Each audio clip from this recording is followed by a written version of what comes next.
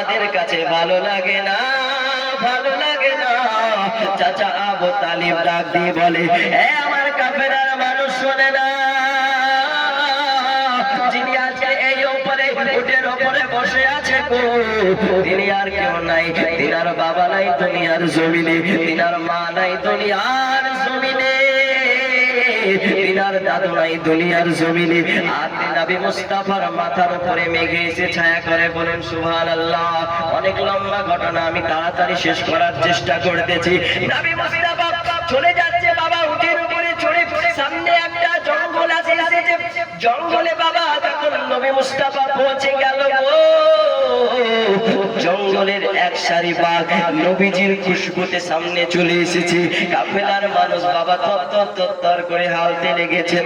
আর আবু তালিব রাদিয়াল্লাহু তাআলা আনহু আমার মুহাম্মদকে চাদর দিয়ে এইভাবে ডেকে নিয়েছি।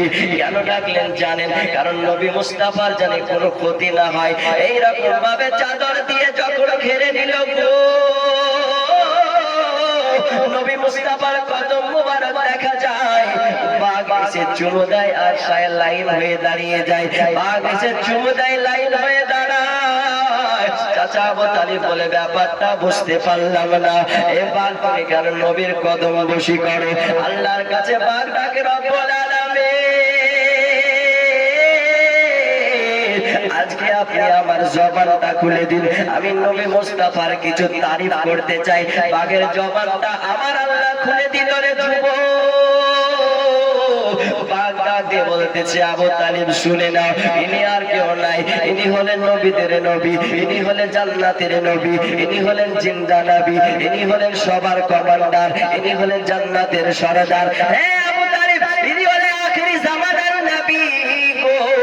এই কারণে আমরা পশুরা মিলে আমার নবীজির কদম বসি করি। একটু জোরে জোরে বলুন না সুবহানাল্লাহ। যাই হোক, সামদেশে গেলেন। সামদেশে যখন পৌঁছালেন, একটা কৃপণ মানুষ, বুঝতে পারলেন কোনো টাকা পয়সা খরচা করে না, এরকম থাকে কিন্তু যাকে তাই ভালো করে দেয়।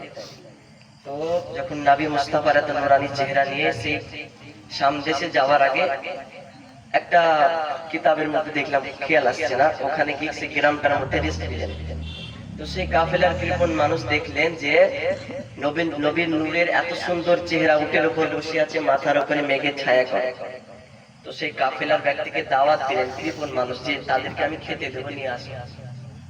তো তার যে চেহারাটা আছে, ও বলছে, সে আর আমি বুঝতে পারলাম না যে আপনি তো এত কিপটে মানুষ, তো এত মানুষকে আপনি খাওয়াবেন, আমাদের কিন্তু ঠিক করে খেতে দেন না। বলে, ওয়া তোমাকে ভাবতে হবে না, তোমাকে যা বলেছি তাই করো। তখন কাফেলার মানুষকে দাওয়াত করেছেন, নবী মুস্তাফাকে রেখে তারা ভিতরে খেতে গিয়েছেন।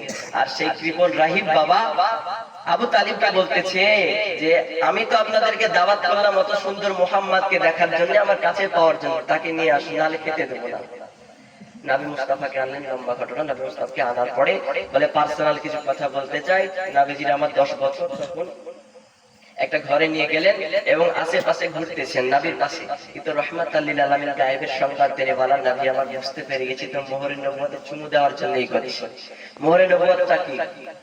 যেমন ঈসা আলাইহিস সালামের কাছে একটি লাঠি ছিল, মুসা আলাইহিস সালামের কাছে একটি লাঠি ছিল, ঈসা নবীর কাছে একটা আঙ্গুটি ছিল, তেমন রাসূলের পাকের পিঠ মুবারাকাতে আল্লাহর একটা মোহরে নবুয়ত লাগানো ছিল, যেটা চুমু দিলে জান্নাতের সে টিকিট পেয়ে যায়। সেই রাহিব সে চুমু দিল, সে সঙ্গে সঙ্গে জান্নাতি হলো। বলুন সুবহানাল্লাহ।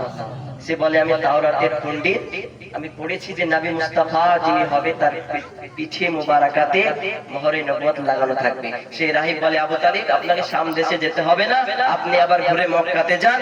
মক্কার পর অনেক লম্বা ঘটনা, ইনশাআল্লাহ অন্যদিন শোনাবো। রাসূলের পাকের উপর মহব্বত করবেন, বেশি বেশি দুরূদ পড়বেন, কারণ মদিনাতে যাবেন হজ করার জন্য। হজ কবুল